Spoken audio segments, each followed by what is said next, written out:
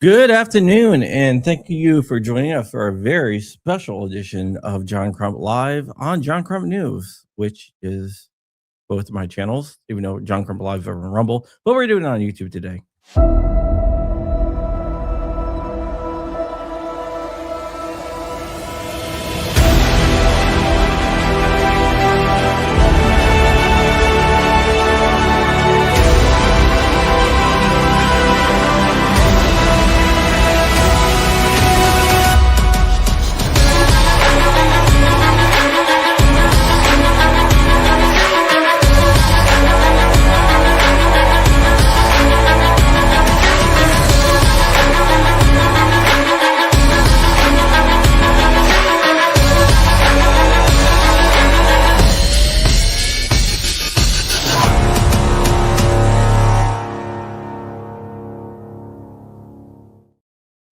And we are live. Flying Rich will be joining us in a minute. He is feeding his dogs because, of course, he is.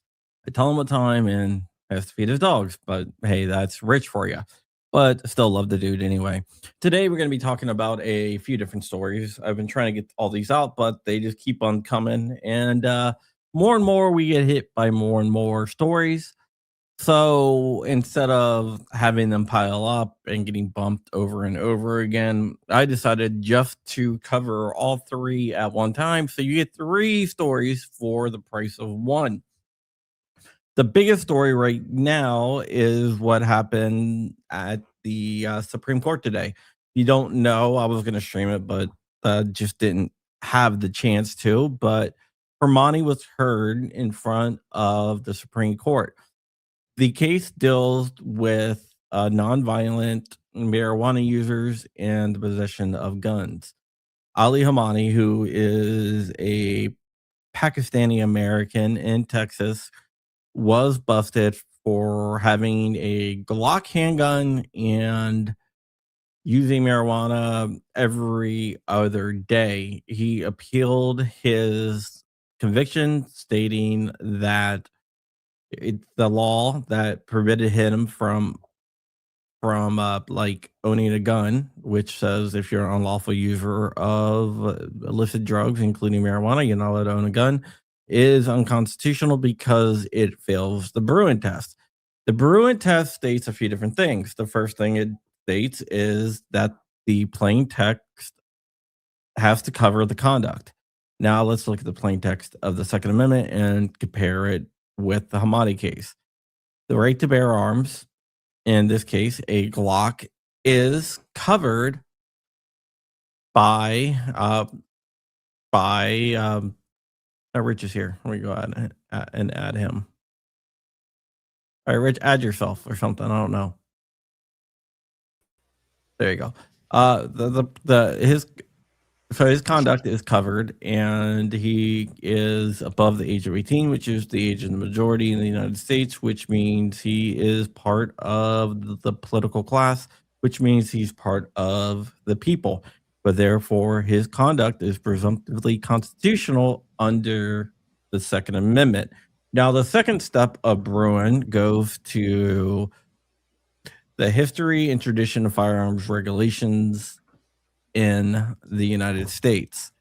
And this is where the government tries to say that there's a history and tradition of firearms regulations dealing with intoxicated people, the people using illicit substances.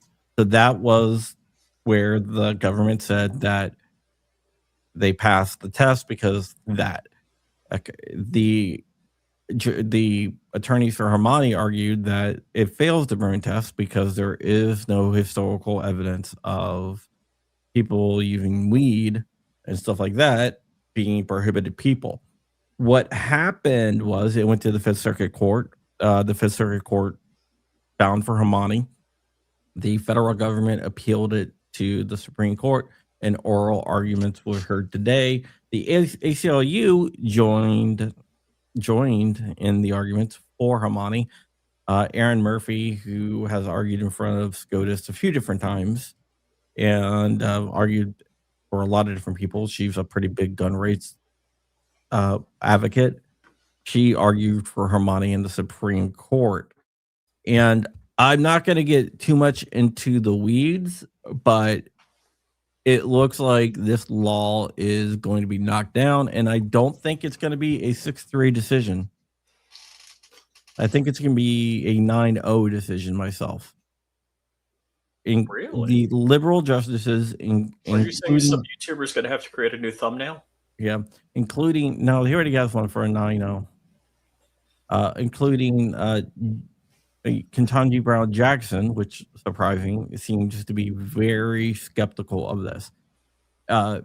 One of the interesting things, I'm just going to bring up my notes here because I made a bunch of notes during it when I was listening to it, and I went through and listened to it again just to make sure I have all the notes right. Just bear with me. I'm going to bring up my Hermione notes. Okay, so one of the interesting things was that by the United States, Sarah Harris, she's a principal deputy solicitor general, argued for that.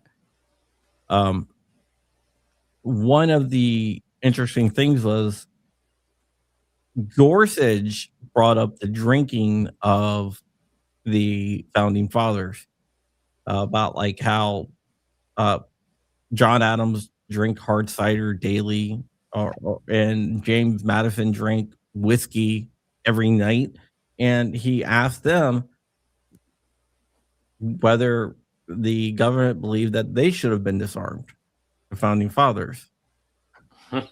Then he also bring like one gummy bear every other night, and he pressed if that's enough to disqualify someone. Amy Coney Barrett also zoomed in saying, hey, you know, if you're banning for marijuana, but the government has no problem with people doing Ambien, Xanax, or even Robitussin, shouldn't that disqualify people? Because if they exceed dosage, then they're unlawful users and they're subject to a lifetime ban. So she was unconvinced of a blanket rule. Sotomayor and Jackson also expressed concerns because the government gave no congressional finding about marijuana being dangerous and people being dangerously impaired with guns. Sotomayor also stressed about historical Drunkard laws that required evidence of loss of self-control affecting daily life. So both of them appear to Robert, I seem to remember the Crump rule on legal decisions. Yeah. Well, if you can't really get much clearer than this. Roberts questioned whether case by case would dangerously hearing would flood the court. Kagan explored hypotheticals involving hallucinogenics, like a bunch of different ones, like ayahuasca, I guess it's pronounced. Probing whether frequency or functional impairment. So she was like, is it frequency or functional impairments? Yeah. So there you go. There wasn't any vote today, but it looks like the law is going to be struck down. It looks like all the liberal justices are going to vote for it to be struck down. It looks like the majority of conservative justices are, maybe Roberts and Alito. I don't know. Because Alito did say that modern synthetic drugs might suggest a stricter rule might be justified. That's interesting. So, but I think we're going to win this. Now, I'm not going to say 100% sure, but sure as hell appeared like it. The federal government had very little to do to push back. They didn't do a good job, but the skepticism coming from the justices was probably putting them into a corner which they couldn't get rid of. So I believe, in all likelihood, I can't say 100%, but I can say pretty sure that the law, which if you guys don't know what the law is, it is 18 USC 922G Part 3. So if you want to look it up, you can go ahead and look that up. Oh, and Hamani was arrested in 2022. And that was the only thing he was charged with. But he was not intoxicated at the point where they arrested him for having the gun and marijuana. So he was not high or anything like that either. That is a very important thing to bring up. It would have made it a little bit harder if he was intoxicated on marijuana when he was arrested, but he was not intoxicated on marijuana. So it looks like this is going to go through. Okay, so that's what happened today. So this would expunge. If you're convicted, you should be able to get it expunged. I don't know. I mean, if this goes through and the Supreme Court decides the way we think it is, I don't know if the conviction, if you would have to apply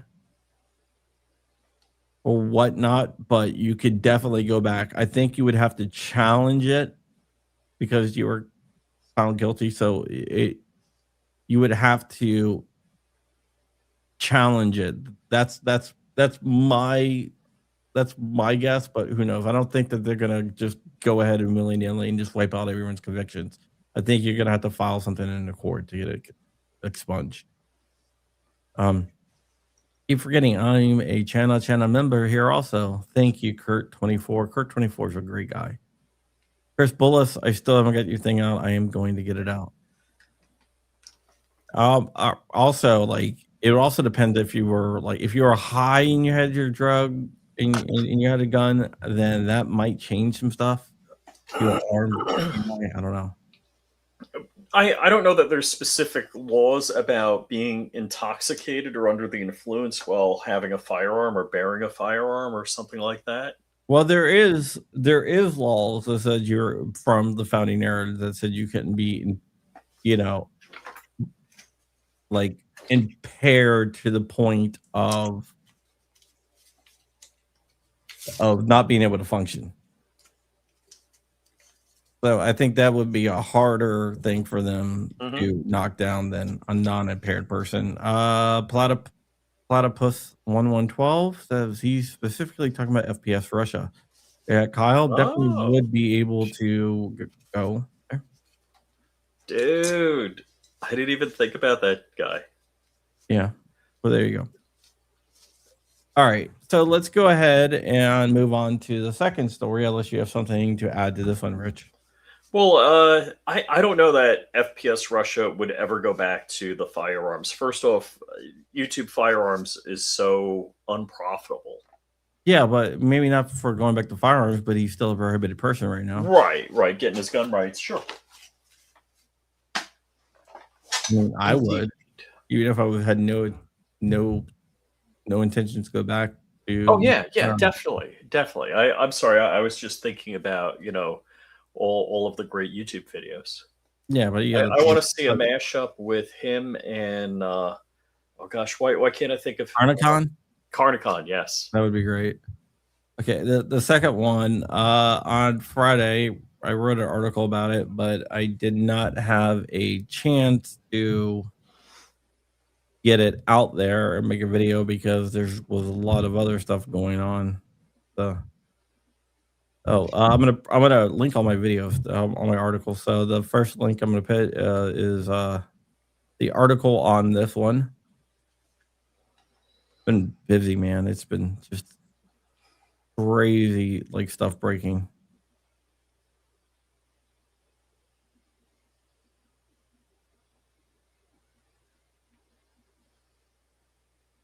So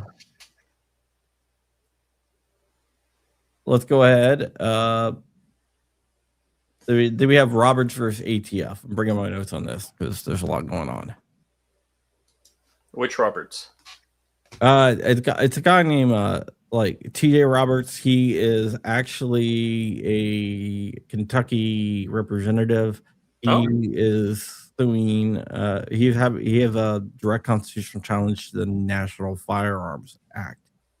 Basically, this is similar to the other cases. This one involves FPC, SAF, and ASA.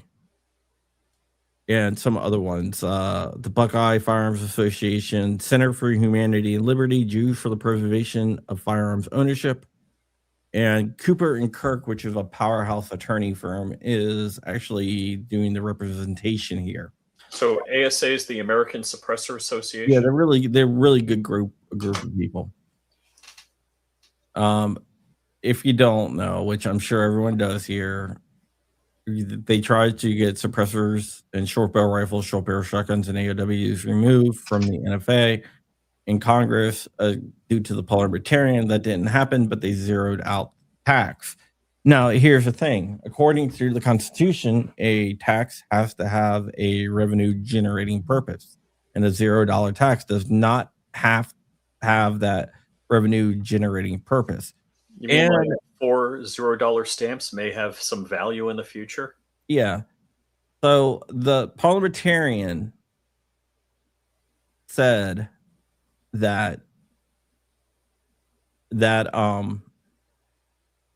parliamentarian said that the tax is a byproduct and not the other way around. The issue with her saying that is the courts are not exactly online with that, especially the Supreme Court. There was a case back in the 1930s called United States versus Miller, where the Supreme Court said that the NFA is primarily a tax, and the registration is to help collect the tax and not the other way around. The parliamentarian switched it around and said, no, it's the tax is to help the registration, but the Supreme Court ruled that the registration is to help the tax. So without that tax, it violates the Constitution because it's not revenue generating. The government in the other two cases, because there are two other cases, and that's basically challenging this.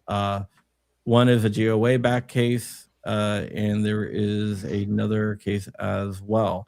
Brown versus ATF. That's in the Eastern District of Missouri, and Jensen versus ATF, which is the GOA case, which is filed in the Northern District of Texas, everyone's favorite place.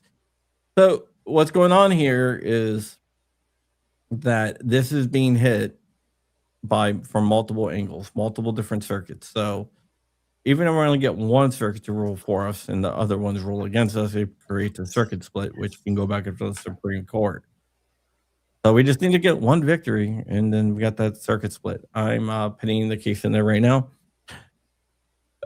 So what is going on with that is if the courts rule that it is a tax, then it has no revenue generating thing. What the government is basing their argument is they're saying, yes, we did zero out the tax, so you're right, but there's still a tax and at the SOT. Special That's not how it works. So they're trying to say, hey, it's still, the NFA is still constitutional because we have SOT tax for transfer of these items. Therefore, there's still a tax component to the NFA for SBR SBSs. Is the SOT an outgrowth of the NFA? Yes. Ooh. Yeah, so that's what they're arguing. Where the SOT is more of a licensing tax than a transfer tax. So SOT means special occupational tax. I love when things together mean nothing. Whatever. But it would seem to me that you're taxing the original, the way the NFA was written, the tax was on the commodity, and that's why you had a tax stamp. And the commodity was an SBR, machine gun, suppressor, fill in the blank. Well, our side's arguing that point. The federal government's arguing that no, there's still the SOT, which still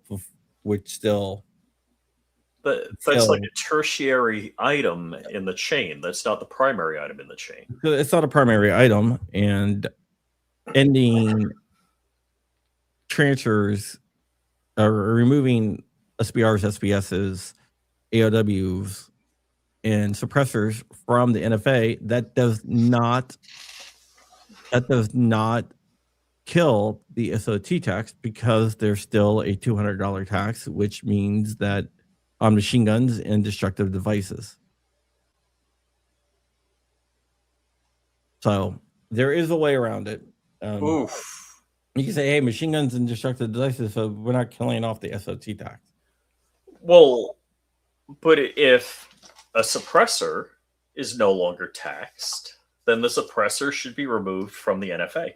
I agree with you. I 100% agree with you. And that is the arguments in all three of these cases.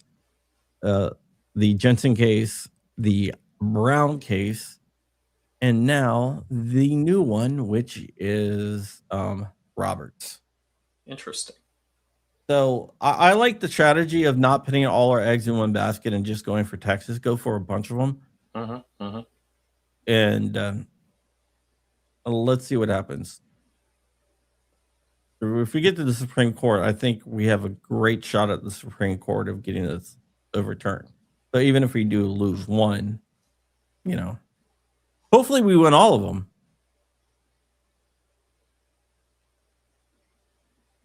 Hopefully we win all of them, but we'll have to see. We just got to send Alito and Thomas vitamins. Yes. So we'll have to see exactly what happens with this. But we're not going to read through it. Usually what we do is we read through it. But, since there are so many stories, we're not going to read through it. The arguments are basically the same. The tax is eliminated. A tax has to have a revenue generating purpose. There's no more tax. Therefore, it's unconstitutional to keep these things on the NFA. And the government's argument in all three cases is, yes, there is still a tax, and that's the SOT tax. Or the SOT, I guess. But they're saying the SOT tax is saying tax. Special occupation tax.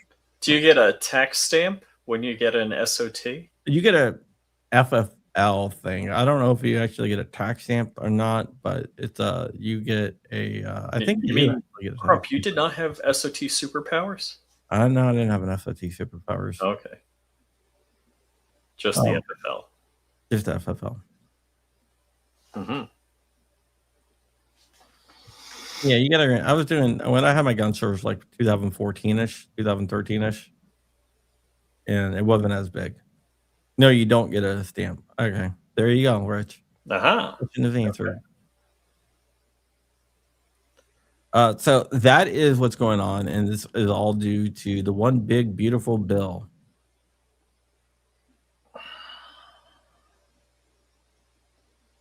So I'm just so disappointed. For the parliamentarian, there were three ways to get around the parliamentarian. One, say, thanks for your opinion, have a nice day. Two, is to say, we don't like you anymore, you're ugly, we're replacing you. And three was J.D. Vance, sorry for the balloons, was J.D. Vance to say, yeah, go fish. And all three of the rhino affectees bailed on us. One person that wasn't a rhino could have fixed this. Yeah, well, John Thune. I mean, he gets, because what people don't understand, the parliamentarian is there to advise. It's not advise and consent; it's advise. And you can say, "Yep, we heard you. Or we heard what you said. We're doing what we want. Have a nice day." And Democrats have done that. but the Republicans said, "Oh, we don't want them to do it in the future, even though they've done it in the past." Again, why? First off, all Democrats are Democrats. Most Republicans are Democrats. And why do the Republicans think like, well, we're going to play by the Marquis of Queensberry rules because we wouldn't want anybody else to not play by the Marquis of Queensberry? Where does that get you? Fight crocodiles like crocodiles. I'm Nietzsche, man. Yeah, JoJo also brings up the point that JD Vance could have done it too. That's what I said. Oh, I said there were 3 ways. One was JD Vance. Yeah. So he said no soup for you. Yeah, that did not happen. Yeah, and of course, my congressman Brian Mast wants to make all semi-automatic firearms illegal. Oh, and he is a Republican. And he used to say he's pro Second Amendment. Want to go shooting with me? To my face. Yeah, the most anti-gun, one of the most anti-gun politicians in Congress is actually a Republican, Brian Fitzpatrick of Pennsylvania. He's Northeast. I don't think that counts. Yeah. Okay. No. All right. Now we can get to the final story. And this is West Virginia. WVCL sent out an email today. And all right, so that's West Virginia. Yeah, their lobbyist is actively working against the machine gun bill. But let me just state that I don't know why he's doing that, if he's going rogue or whatnot. WVCDL talked to Kevin Patrick, who said that they don't have a stance on the bill. That's interesting. Yeah, what's really interesting is if you go to and I don't know why, man. I've been a big fan of theirs for forever. I don't know. So VCDL are like the OGs, big fan of them. Yeah. I'm not familiar with the West Virginia CDL. They're around the same, but if you go to, they sent out an email. Sorry, they sent out an email today, and they're like, these are the bills that are currently going through. And SB 1071 was conspicuously absent. So anybody needs to call them up and be like, hey, what is going on with this? But so, well, let's go to their tracking sheet. This is all the gun bills, right? Okay, this is all the gun bills. I'm going to blow this up a little bit. Whoops, wrong one. Enhance.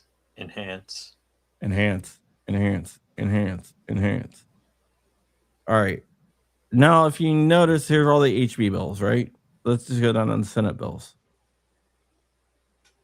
You notice that there was a bill missing. They don't list. Interesting. Ooh, too many choices. It's NRA 86 all over again. Well, their lobbyist concern, according to closed doors meetings, was that the police might get arrested for transferring machine guns. And people might get hurt, I guess, killed or hurt or whatever for having them if they come back. But here's the thing, right? The way that the bill is worded is the person would still have to go through the NFA and get approval. So if the courts don't approve, if the ATF doesn't approve the transfer, that would set up a court battle, but the machine gun wouldn't be transferred, so the cops wouldn't be breaking the law. Also, if the ATF says this transfer were approved, the cops wouldn't be breaking the law. And then West Virginia, too many choices, brings up amend the bill to have qualified immunity. West Virginia already has qualified immunity. So it just doesn't make any sense. Could it be that he has some sort of disagreement with how the law would work? I don't know. Because here's the thing, and you can argue this a couple of different ways. First off, machine guns were legal until 1986. Now, we also didn't have school shootings like we do today. So if you said, hey, I'd be a little worried about machine guns and school shootings in the future, I would say that would be a valid complaint. Personally, every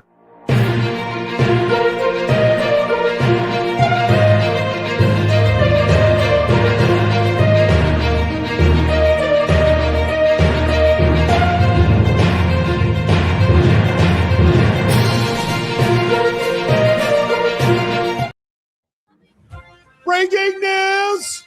Breaking news! Just got a text. The bill just passed the judiciary as filed. Wait, which bill? Where? What are we talking about? The West Virginia machine gun bill. Whoa! So it's heading to a floor for a vote.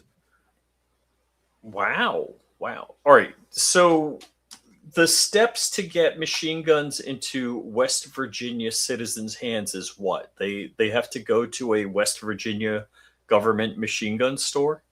Yeah, it's ran by the state police. Okay. But this is the way it works. So it's not like you're not going to walk in and have machine guns everywhere.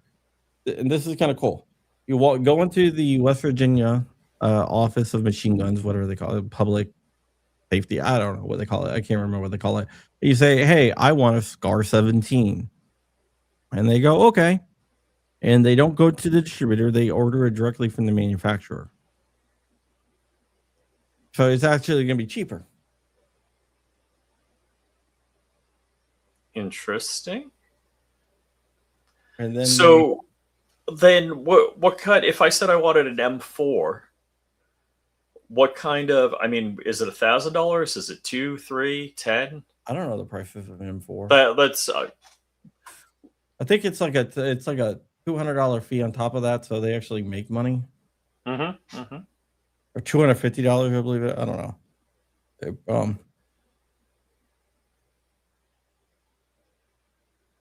The government. Let's see.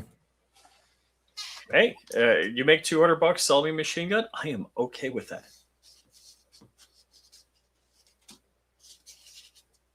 So the U.S. Army pays $650 per M4. They're poverty pony pricing. Yeah, but they buy massive amounts of them. Well, I don't know. How old does it have to be a curio and relic? 55. When was the M16 first made? Okay, so state governments usually pay between $1,000 and $1,500. Look, if it was $2K and a $200 fee on top of it, I would absolutely. Ooh, it was $5K and a $200 fee. And LA Vino Latino says some M16s are now curio and relic. Yeah.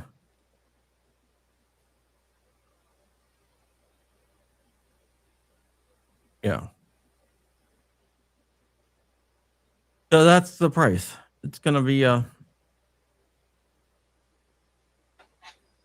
interesting, but it did. That's crazy. If it's moving, I'm excited. Better than what the feds have done for us. $250 surcharge and a $50 fee, which I'll $300 extra bucks on top of that. Instead of paying $50,000 for what transferable one. I'm buying a double wide on a quarter-acre lot in West Virginia. And you think we might be joking, but I know someone who's already looking at property to do this if it passes. Is it a lawyer that's selling? No. Or is it you? You were on the thing where we're looking at it. We're having to buy the cheapest amount of property and build the cheapest house. Not mean to. Does it have to be your primary? Do you have to be a primary resident of West Virginia? Yeah, I don't think so. Just where you store it at. Oh, you mean it can't leave the state? Well, it can. You just have to get. Okay. Well, SBRs are exempt from the travel thing. I'm not sure about machine guns. I think you have to get a ATF approval or ATF Uh-oh. notification to transfer it over state, take it over state lines. But who cares? I mean, I'm 45 minutes away. What are they going to do? Stop me every time I cross the border? Permission slips to let him go out and play. That's a good one. You know, so right now, it has passed the judiciary and it's headed to the floor. So let's get this thing across the finish line. That's pretty exciting. It's very exciting. So what's Florida doing? Who cares? I care. Florida's Florida. You guys have a rhino problem. We have a Democrat problem. We have a rhino problem, which is probably just as bad. How can we be out Florida'd by West Virginia? I don't know. But we're going to have to see what happens. But this is a good deal. It's moving to the Senate floor for a vote. And I think we might have the votes. Cool. All right. I will say this. I do know of there's at least 3 other states that are considering this. I know one for sure. I'm not going to name them because I'm not going to tip hands anywhere. But yeah, there's 3 other states considering. And it's not California. California isn't one of them. No, it's not California. I don't know. There will be in Alaska South should Dakota go in for it. like a week and a half. I don't, I think he's done with the cold. I haven't asked him about he was in town, meaning Florida. I didn't see him, but he did look at some properties. I didn't ask him what he thought. Like we talked numbers on stuff, but we didn't talk like I liked it, I want to buy. Okay, let me just do an update on Virginia then I get out of here. Okay.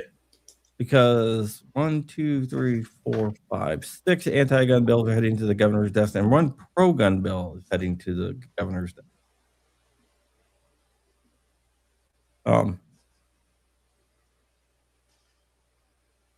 Okay, so these are the bills that are headed to the governor's desk. HB 93, which requires a person with a protective order against them, or a person with domestic violence convictions to surrender or sell or turn in over all their guns to someone 21 and older who does not live with them. Well, that has passed and heading to the governor's desk. HB 101, which is a pro-gun bill, it eliminates the requirements for handgun permits be requested in writing, allowing other methods to apply. So basically, they're going to allow you to apply online. HB 160, the boyfriend loophole, which, you know, if you're dating someone who's a prohibited person, you know, that takes away your right to purchase, possess, or transport firearms. Wow. Yeah. HB 20626 restricts firearms at public institutions of higher education by requiring such firearms be part of an additional authorized program or activity inside a building. HB 702, this was introduced by Delegate Cole, and it creates a firearms give back or buyback program. So it would be like cops would take firearms and destroy them, and they would have to destroy them. They couldn't sell them. No. HB 909, it changes right now. You can't carry a firearm within 40 feet of a polling place. This changes it to 100 feet. And how do they know?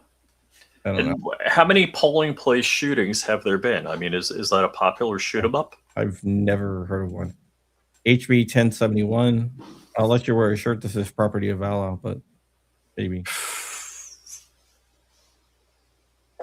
HB 1071 which is not the West Virginia HB 1071 or SB 1027, 1071.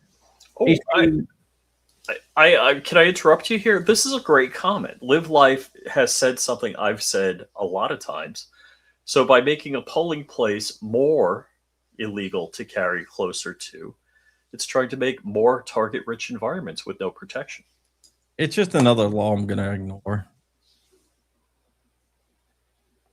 Like all the old laws that they passed, I ignored.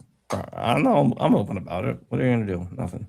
HB 1071, which is Delegate Laffner, requires training on how to use red flag laws and threat assessments to public elementary, secondary schools, and public institutions of higher education.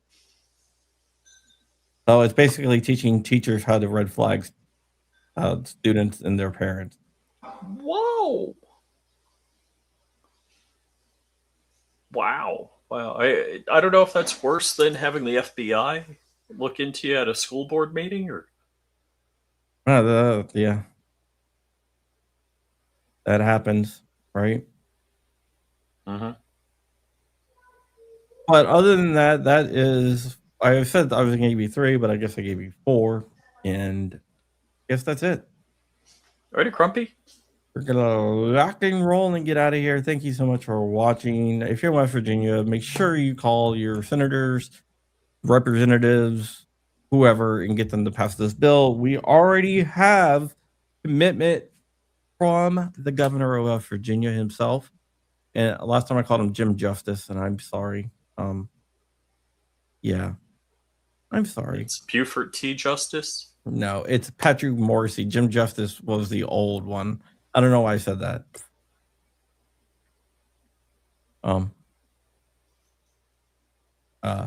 So Patrick Morrissey says that he is willing and looking forward to signing it. Okay. So Tom Willis did introduce it, who was the Senate president. So yeah, we're gonna have to see what exactly happens on this. But you can call him. Just call him and just be like, hey, fight for this bill. And the number is 304-357-7800. 304-357-7800. Especially if you're in West Virginia. But we're gonna get out of here. Thank you guys so much for watching, and we will see you guys tomorrow. Or whenever I see you guys. I don't know. Oh, by the way, my son won the Pinewood Derby. Oh, cool. We got photos or what? Yeah, I don't have him on loaded up the computer, but he was first out of 59. Nice. Did Dad help at all, or did his son whittle it with his Boy Scout pocket knife? No, I helped. I helped do the CAD design to figure out virtual wind tunnels and stuff. Really? Oh, cool. So, use my technology. Hi, Mama Hoffman. How you doing? Mama Hoffman, how's it going? With that, we're out of here. Thank you so much.